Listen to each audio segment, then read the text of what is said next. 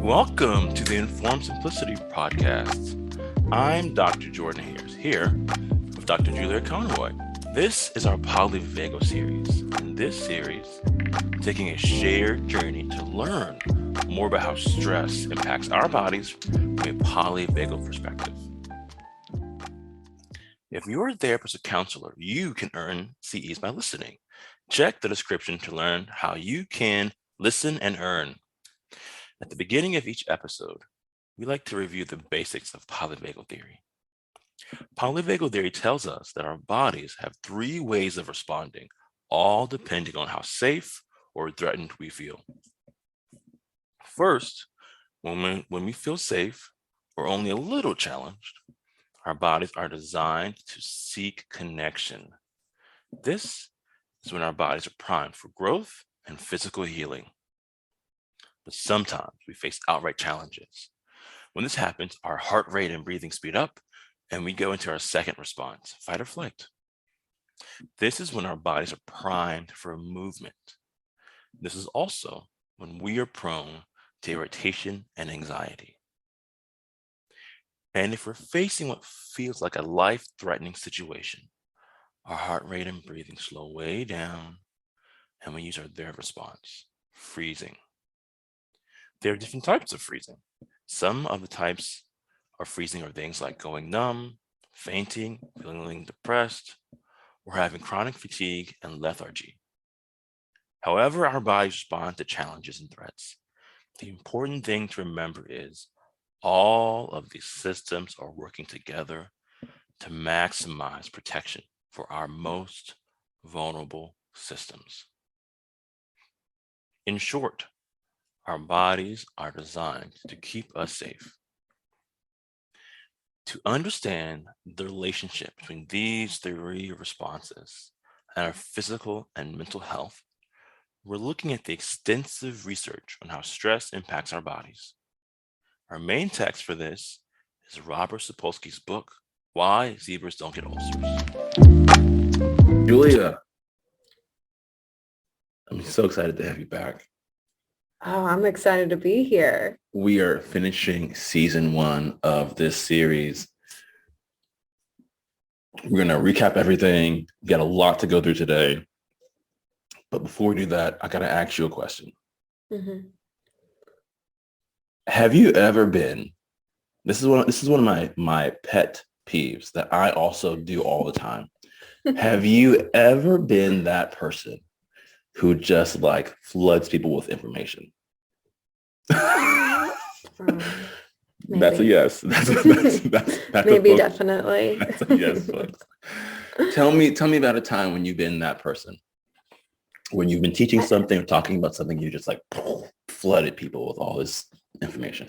Yeah, I think about this one training I went to specifically on couples counseling. And I was just so excited. The first day was 7 hours. And I'm sitting in there, I'm like, this is amazing. I don't even see myself the same way. I don't see my marriage the same way. Like my family's, it's all different. And I just like went home. My husband, not a counselor, very much an engineer. I literally pull out my binder and I'm like, you got to see this. And like, let's the look next at this 7 video. hours. It'll show you. I'm going to give you a play by play. And he's very sweet and very accommodating. But I think after about like maybe 15 minutes straight of me talking, I'm like, this is too much. This is a lot of information. I'm hearing myself still talking, but I was just so excited. It was so fun. I love learning, and it's exciting to share, but how much can you really take in when someone talks for 15 straight minutes about something that you're so unfamiliar with? So true. This is like so I hate when this happens, but also like I'm the number one perpetrator for this, right? So like the other day we were outside, me and my son, and in this city that we live in, it will snow one week and the next week it'll be, 70 and then it'll snow again. So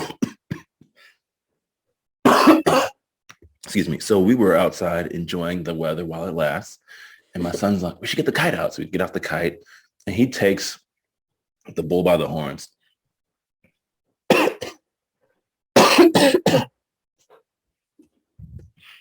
So he takes the bull by the horns and he is flying the mess out of this kite. I mean, it was the cutest thing you've ever seen until it like dovetails and falls into the ground. And then I'm trying to like tell him how to like get it back up. And everything that I tell him to do, he does the opposite, right? And so I'd be like, pick it up by the end. And he'd pick it up by the wrong end, you know? And I'd say, hold it up. And he'd hold up the string, but not the kite. And I'm just like, oh my gosh. And I had to come to the realization that, you know what, this is actually a me problem. For what he knows, he's doing a really good job. Yeah. And I'm giving him way too many commands, way too much instruction, way too much, you know, do this, do this, do this. I need to break this down, maybe repeat myself a few times if he's actually going to learn how to do this. Right. Which is not a strength of mine, honestly. It's one of my weaknesses. And that's what I wanted to do for today. We've had 8 episodes of talking all about how our physical health is impacted by stress through a polyvagal lens. But I know this is like drinking from a water, from a fire hydrant for most people. So I want to just like slow this down, break this into really manageable bites, and talk about how all this applies to us clinically. So how does that sound today, Julia?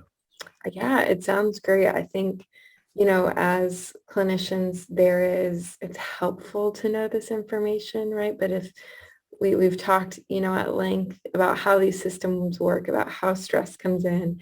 And so just taking kind of those bite-sized pieces, I think helps me organize, helps me consolidate what's actually helpful. My brain can only retain so much. And so really looking, I think, kind of just to get organized today. Perfect. Okay. So we're on the same page. Well, look, as I've looked over this stuff, we've basically studied 1, 2, 3, 4, 5, 6 major parts of the body, right? We've talked about the cardiovascular system, the metabolic system, the GI tract. Those are the first 3. We've talked about stress and attachment, the reproductive system, and the immune system. Those are sort of like the last 3 systems that we talked about. So what I wanted to do today was to give a super high level overview of these systems and in general, how stress impacts these different body systems. And then at the end of this, you had some really good clinical implications that I would love for you to just like take us through. So how does that sound? That sounds great. Let's get into it. Let's just dive in. So this is your bread and butter, right? The first one, the cardiovascular system. Because you actually did a lot of research on this and studied this in your doc program. And so it was really cool for me to have you sort of walk us through this. And so my summary of your expertise was the cardiovascular system is made up of the lungs, the heart, sort of the blood vessels, and the kidneys. Those are the major players, the heart, the lungs, the blood vessels, and the kidneys. And the main job of this system is to get blood through our whole body because the blood carries nutrients and oxygen. That's the goal. Absolutely. And what we know is that when the sympathetic branch of the nervous system is activated, the kidney shut down, the heart speeds up, lungs speed up, and blood vessels moving away from the heart open and relax. So these are really typical things. And we even see this, right? When I'm nervous, what happens? I breathe faster and my heart picks up. Right. That's and all of basically it. this done in an attempt, right? And this is going to be kind of our theme as we're going through this, that the reason why like the vessels moving away from the heart open up is because it's like, let's get blood out there. Let's get circulation going out there and really prioritizing those areas that are seen to be most essential that really mobilize the body. So getting them out to kind of the limbs, that'll help me run, that'll help me fight, that'll help me do what I need to do. And so really prioritizing blood circulation in those specific areas that are going to help me protect myself. Beautiful, beautiful. That's it. Our body's saying, hey, we got to get oxygen and energy to these parts of you. Let's get after it. Yeah. But there's a flip side of this, right? That Mhm. there's also this dorsal vagal branch of our nervous system. And when that kicks on, what happens is our heart rate slows, Mhm. and this can lead to things like feeling numb or fainting. We also might freeze. And this is really hard on mammals because we need lots of oxygen to support our Mhm. big brains. Mhm. So when our heart rates slow down and we go into these sort of freeze and fainting states, Mhm. it's really, really metabolically taxing on the body. We'll get into the metabolic system next. The Mhm. big idea is it takes a lot of energy to go into and out of this state, basically. Right. It's kind of when our system feels overtaxed or our body kind of identifies what I'm doing isn't working. This isn't going to change. I need to kind of power down in a sense just to ride this out. And it's incredibly costly in order to enter that shutdown stage. There you go. Okay. So that's the cardiovascular system in a nutshell. Hmm. It involves the lungs, the heart, the blood vessels, and the kidneys. And when the sympathetic system is kicked on, then it speeds up. And when the dorsal vagal system is kicked on, then it kind of slows down. And that can be metabolically taxing on us. Beautiful. Okay. The second is our metabolic system. Now, this is closely connected to the cardiovascular system. Um, and this really is all about how we manage our energy. And this system uses three different types of fuel: fat, sugar, and proteins. Those are what they call macronutrients. I didn't know this, right? But apparently bodybuilders are like really know this thing. They count their macros. And I was like, well, what's a macro? It's actually fat, sugar, and proteins. And your body balances the levels of these energy sources in your blood through this hormone called insulin. Hmm.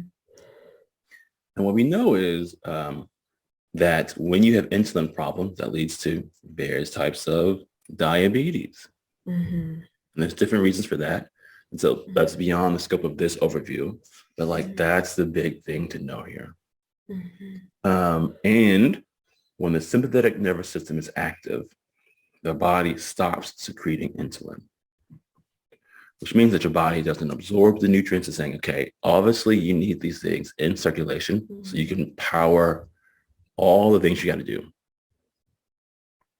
Hmm. And that's my Right, view of the because yeah, metabolic system. absolutely. Of the metabolic system, I think that's really well done, right? As our bodies kind of take in food and are breaking those down and are saying, okay, what's the best way to store this and tuck this away and utilize this, um, to keep the body running in the way that it needs to, breaking down all those different substances. The insulin is kind of the front runner, right? And making sure that that happens, making sure that things get stored everywhere that we need to. So yeah, when that's halted, it's hard for the body. It can't absorb in the same way. It doesn't function in the same way. Things don't get delivered and stored in the ways that are most efficient. So it really impairs that capacity to use what we are taking in the most effective way. Okay. I'm going to do one more.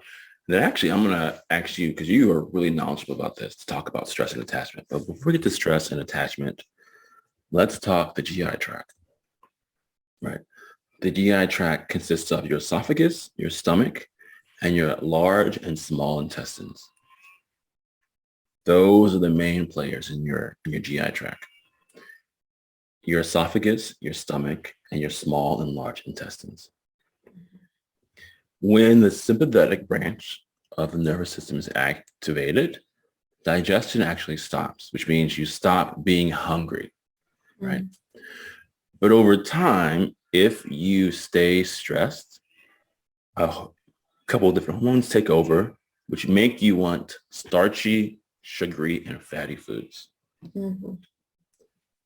And this was big for us because it was like, oh, that makes sense, right? Because there's sort of this sort of paradox right here. Mm. Sometimes when I'm stressed, I'm not hungry. And then sometimes I stress eat. Like what's the reason behind that? And it's basically this time idea of initially the stomach is turned off.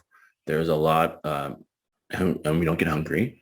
But then if that sort of goes on over time, in general, you get hungry, but for very specific things, Mhm. which makes a lot of sense, right? Because the body needs is energy. And what are the main energy sources? Things like sugar, which is a really fast sort of energy source. So that makes Mhm. sense. The flip side of this is when the dorsal vagal system is activated, right? When we go into that freeze state, which is metabolically costly and our heart sort of slows down and our breathing slows down, one of the things that happens is that our bowels might release, like we might defecate ourselves.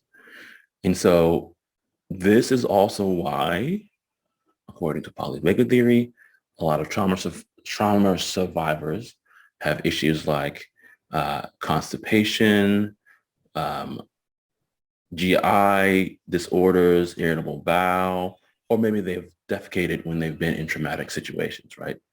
Mhm. Because the dorsal vagal branch gets turned on in those moments, and it, how would you say this, like stops our small intestine and our intestines from working. How would you say that, Pastor Julia? Yeah, that when the stress response is activated, it's like, I don't need to digest. Like, that's not what's going to be most helpful in these moments, right? And so if I'm chronically stressed and my digestive system is always getting this sign to turn off and shut down in these ways that it kind of impairs that functioning. It's not able to turn on as quickly if it's perpetually in this state of being halted. Yeah, there you go. There you go.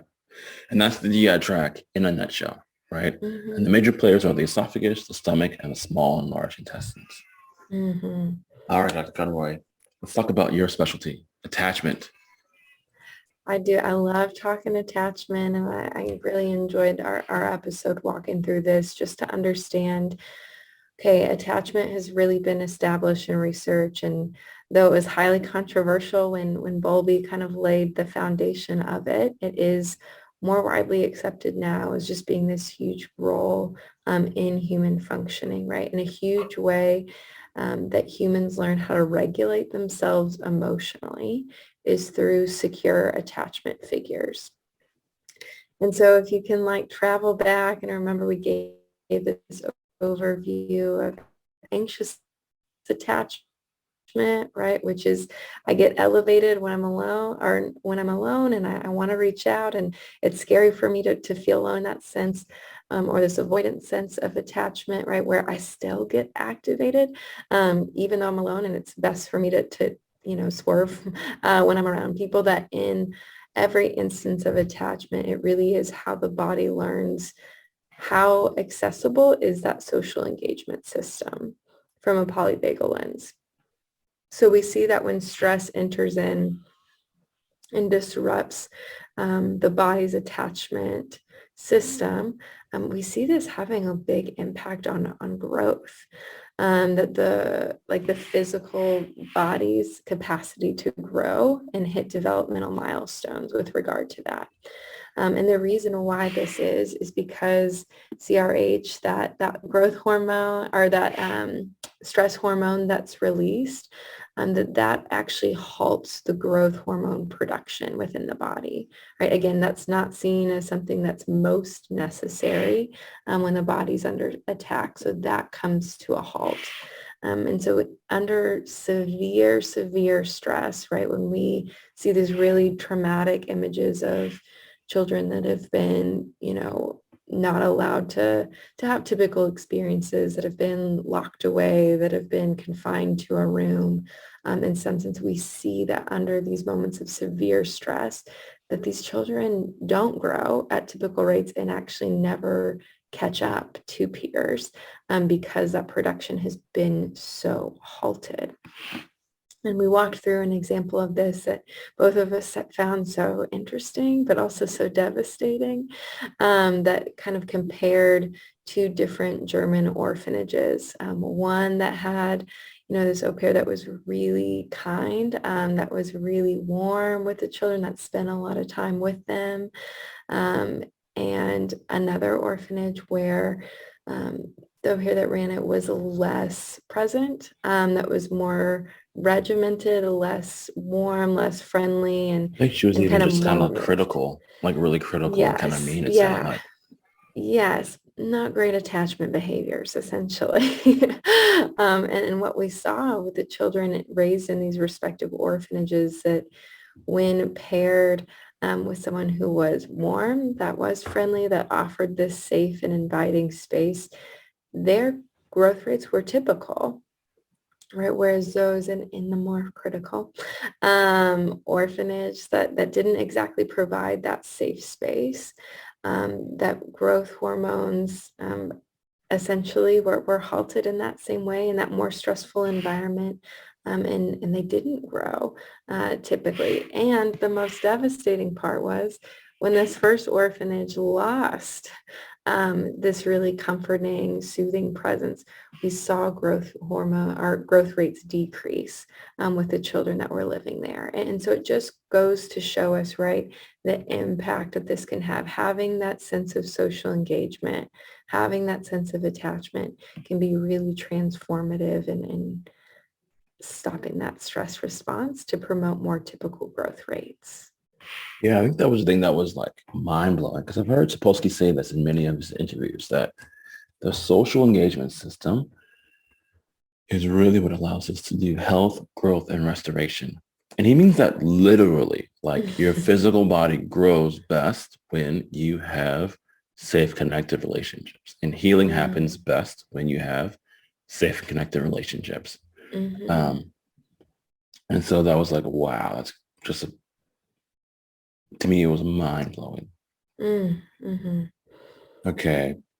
The next thing that they talk about, our next thing is section 5, the stress and reproductive system. And supposedly talks about males and females. And there's a lot of parallels here, but there's also some important differences, right? Mm-hmm.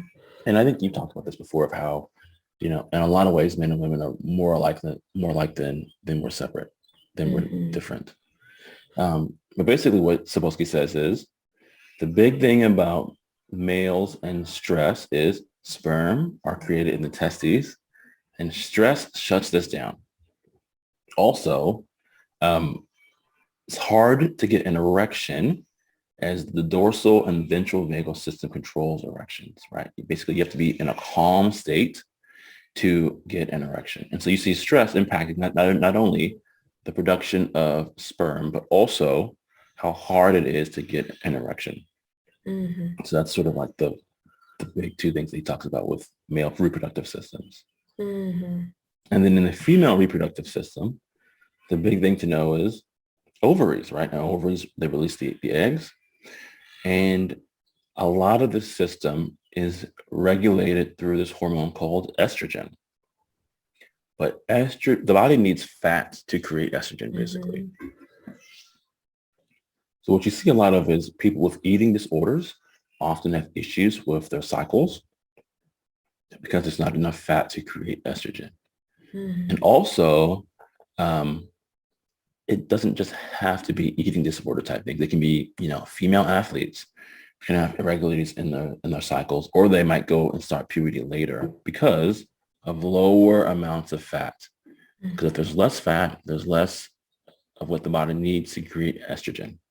Mm-hmm. Um, so a lot of this happens mainly, he says, through fat, through low body fat, not through stress, Mm-hmm. right? But we know that stress can have impacts on libido, And so just for like men, we can have trouble getting erections if we're stressed. Women often have low libido because of stress. Mhm. Yeah, that it can touch, right? So such important parts and such intimate parts of life in such big ways that we don't think of.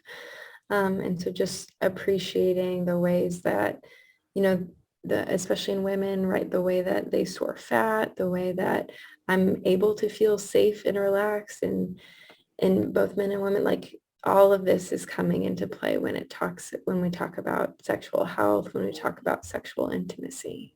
Yeah. Okay. And our last system, the immune system. Can you take this one? I mean, I feel like we just talked about this. I'd love to.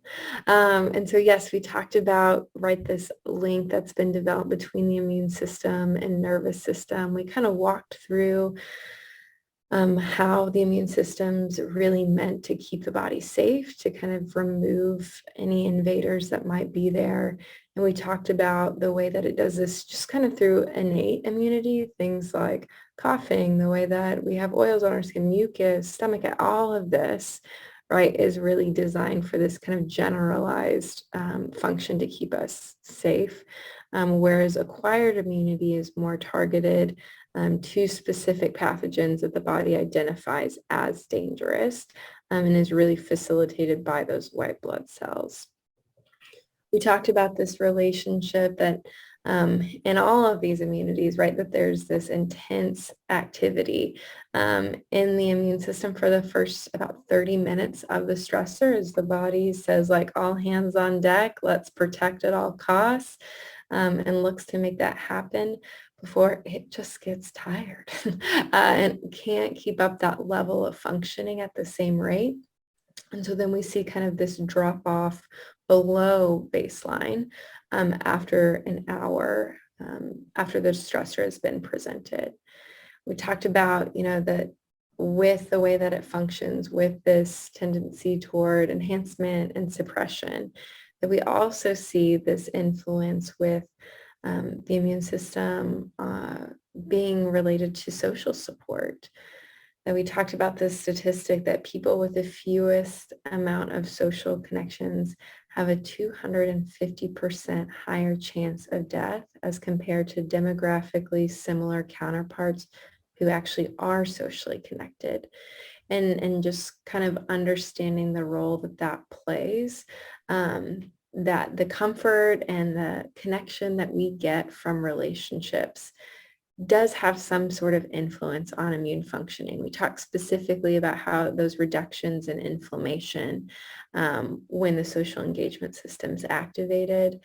But also we kind of talked about the necessary balance of just because there is this influence, we can't, just like with all these systems, we can't treat this as the only influence or at times even the primary one, right? That there are so many other factors at play. There's so much to appreciate in context about immune functioning that we want to understand that yes, connection can be restorative in a way and maybe even protective in that way. But that's not the only factor at play when it comes to immunity. Yeah, it's not a magic pill, right? It's not like, hey, Right. take this pill of friendship and you'll feel fine, right? This is not Yeah. this is not how these things work.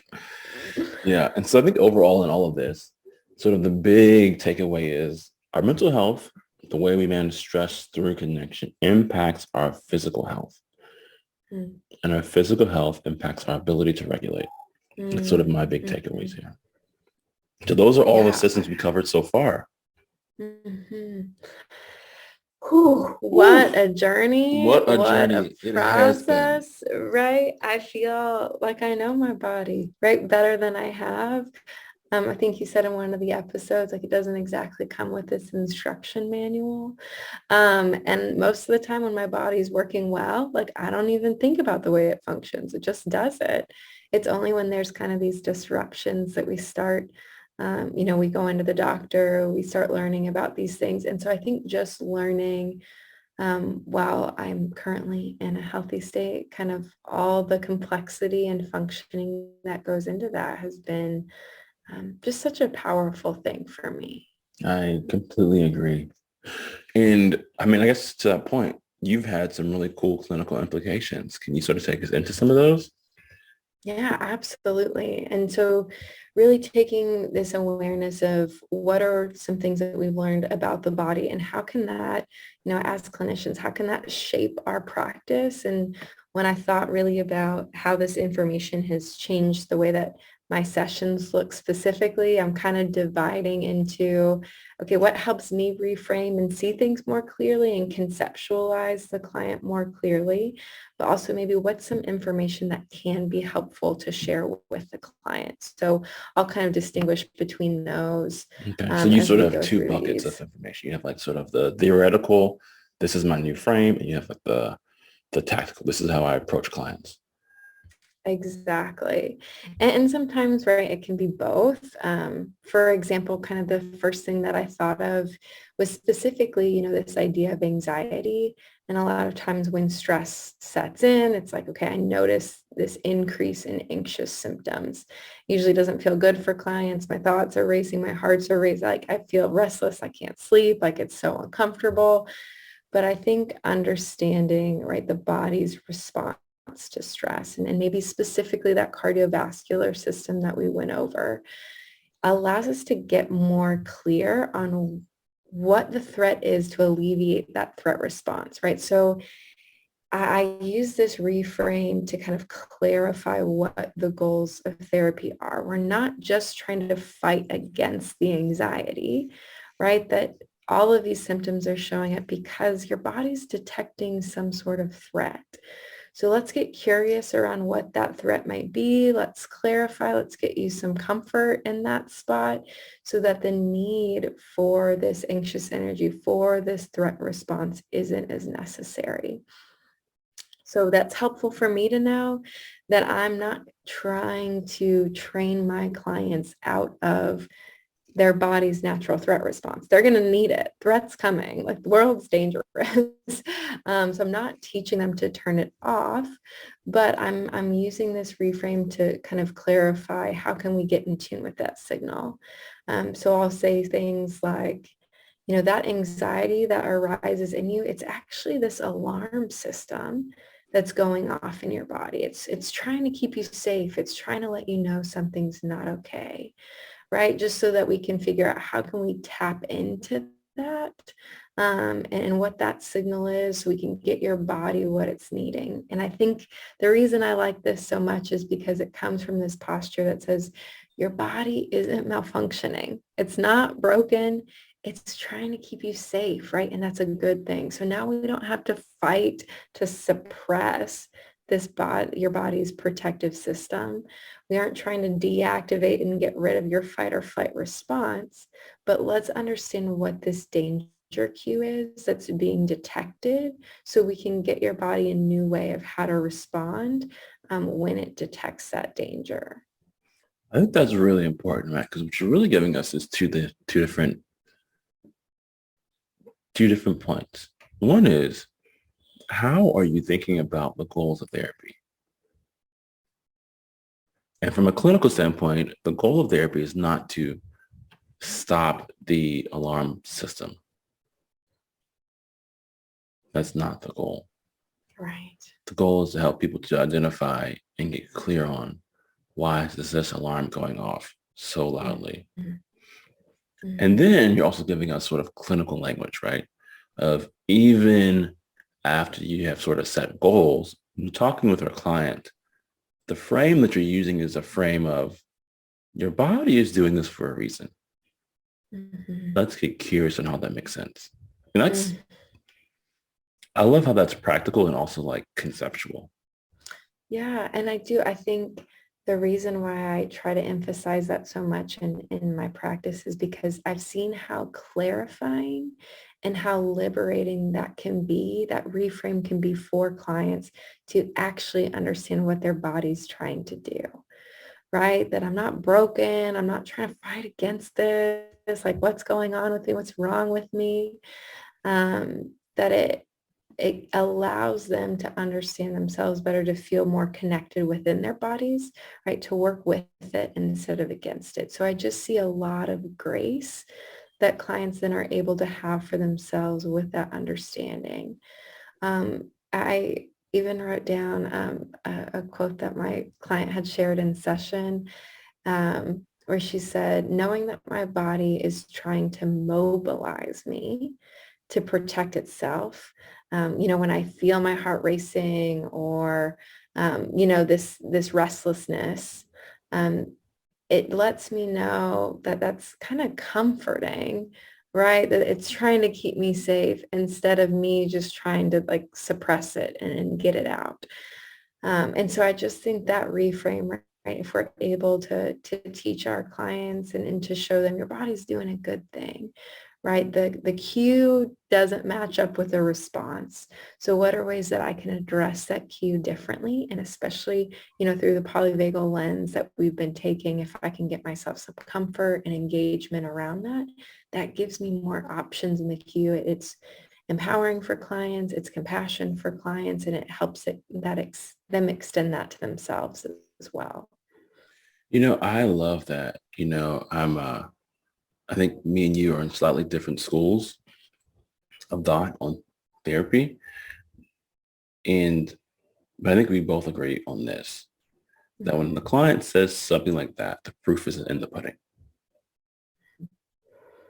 And that's how you know that you're doing good work, because your clients are basically saying, hey, this has been so helpful for me in relating to myself in a new way. Like that's really big. That's really, really, really, really big. Yeah. And you can't deny that result, right? So beautiful. Yeah. Well, and it leads to my client's least favorite homework assignment that I give them, which is asking them to thank their bodies for trying to keep them safe instead of telling them to shut up and this doesn't make sense and what's wrong with you? You're so broken. That when I'm able to thank my body and say, okay, I see why you're trying to keep me safe. I see that this might be the risk that's up ahead. It actually deactivates it, right? And it's like, okay, my body doesn't need that degree of an alarm system anymore. Asking for that thank you is always met with a groan, and understandably so. It's a really different reframe, but it's the only thing that I've seen to really be effective. A genuine thank you, right? Really seeing where it's coming from really is the only thing that kind of can permanently deregulate me in those moments. Yeah. I love that.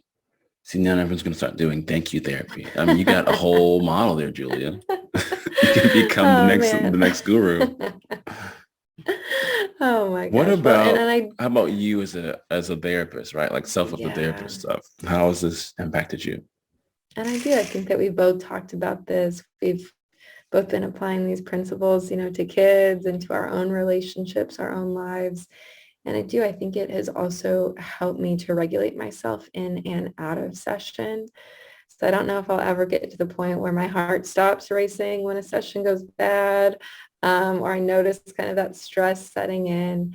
But it has given even in myself this reframe of, okay, what is the threat that's here? Do I feel threatened in my professional competence and what I'm capable of, what my training has been? Do I feel threatened in the way that I see myself and the personal value that I have? Can I get clear maybe on what that threat is? And can I thank my body, right? Can I take my own advice and thank my body for trying to send that signal and make me aware, so that I don't have to just like hover in that spot of anxiety? And especially with that polyvagal perspective, how can I use, a sense of connection that I have access to alleviate my need for a fight or flight response? So is it, popping over to a colleague next door just to say, I had a bad session. I'm really anxious about what's coming up.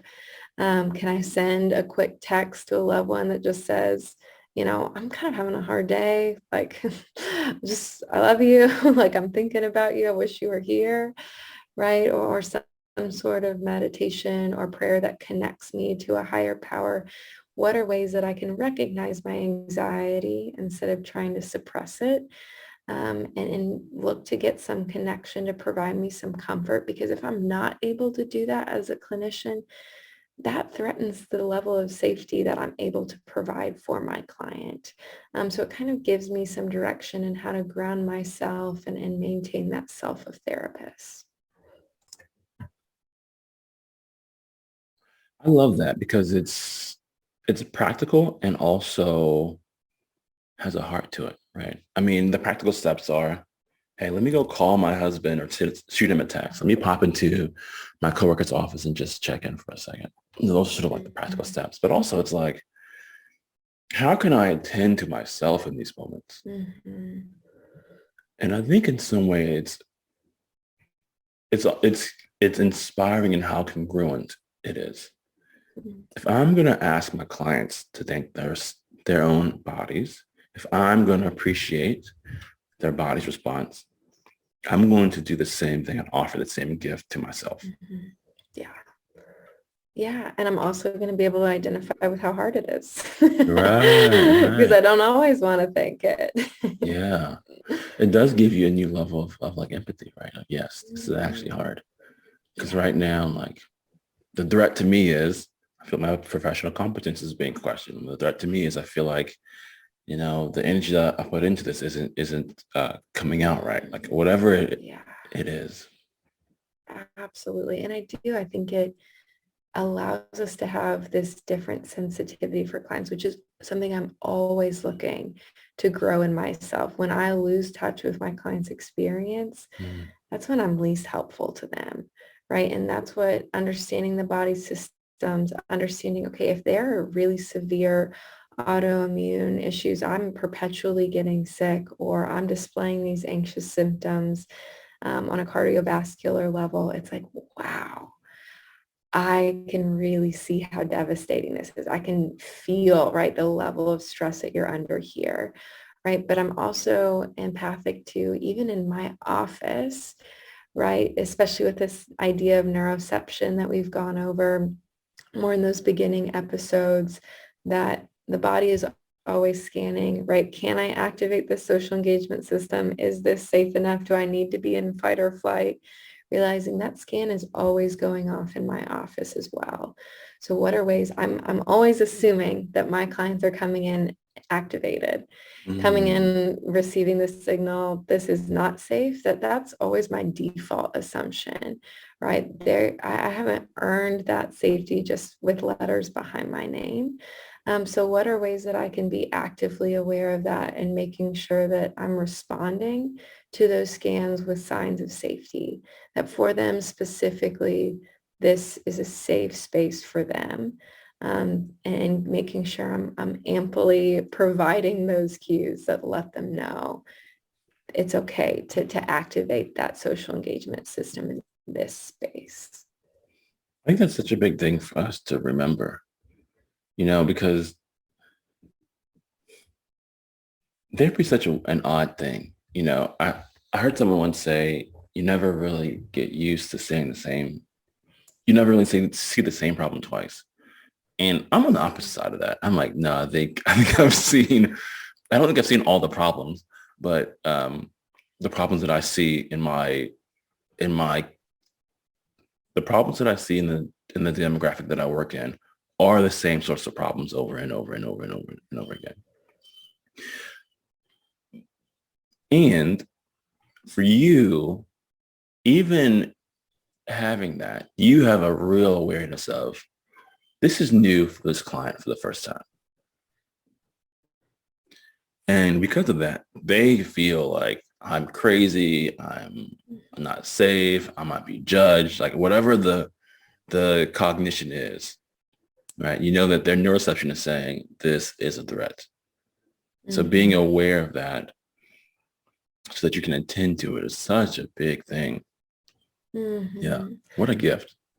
Yeah, and to us too, right? It puts us in touch with our own humanity. It keeps us from kind of being off in our own ivory tower, that we can relate to clients in such big ways that I can, get in touch with the anxious parts in me and remember what it feels like to kind of be dreading a meeting or to be kind of anxious walking in, to make sure that I'm not missing them there, and to make sure I'm being cognizant and intentional about responding to their scans for safety. Because I think ultimately what this, what this journey leads me to ultimately is the power that connections hold and why the therapeutic process is so effective. We are not even close to being capable of eliminating stress in our clients' lives. Nowhere near it. But what this understanding, of the body does say is, gosh, we need to find some alleviation for it. And we need to find some way for comfort in it because this can devastate our systems, right? And I think that's why we've offered it in conjunction with the polyvagal theory, is because it offers so much hope, right? It offers like this different way instead of isolating and white knuckling and figuring it out by myself and pulling myself up by my all these different like ways we have to refer to this ridiculous autonomous way of being, that I in my practice can offer people a different way to do things that alleviates the devastating consequences that isolation and activating that stress response can, so that you can have that sense of comfort, right, and relief in that. And so that just helps me to clarify treatment goals within my process. And especially, I find that the clients that need this the most, that need co-regulation the most, come in with about 23 different treatment goals and issues to work on and talk through and all of these things. And it's like, wow, I don't even know where to start. I like content wise, like we could jump in and 1,000 different entry points. That can be really dysregulating for me. And so just having this awareness of, okay, yeah, but if I can teach them, right, and if I can give them this experience of pausing this limbic stress response and instead, right, opting for this social comfort and connection, that's really what's ultimately going to be helpful and beneficial and translate into all these different scenarios that they've shared. And so it just can be really grounding and clarifying in what my work actually is. Yeah, I like that a lot too. Because I think that you also need that as a therapist to have a clear sense of what you can offer people. Yeah. I think it helps you to not get too upset when things don't go well, and then also helps you to have clear goals and counseling. And yeah, I think it also brings a lot of stress relieving for you, because what you offer then is pretty consistent and predictable, right? Which is another safety cue. Right. So, yeah. Dr. Conroy, look, this has been so much fun. So much fun. It's been great to meet with you every week, every 2 weeks, and talk through this stuff. I cannot say how much I've enjoyed this. Thank you so, so much for helping me with season 1 of this project. I have been honored to be a part of it, Dr. Harris, right? And I just want to thank you too, on behalf of all people, including myself, that have benefited from your podcast, that you equip us not just to do our jobs, but to think critically about them and to always foster this sense of learning and growing in that, so that we can, renew this passion that led us to the field in the first place, but also be equipped to serve our people better. Thank you for the service that you provide to so many of us, and the time that you put into it, the thoughtfulness you put, the research, I won't even get started with, that you put into it. It is such a wonderful service that you offer. And I'm thankful to be a part of the community that benefits from it.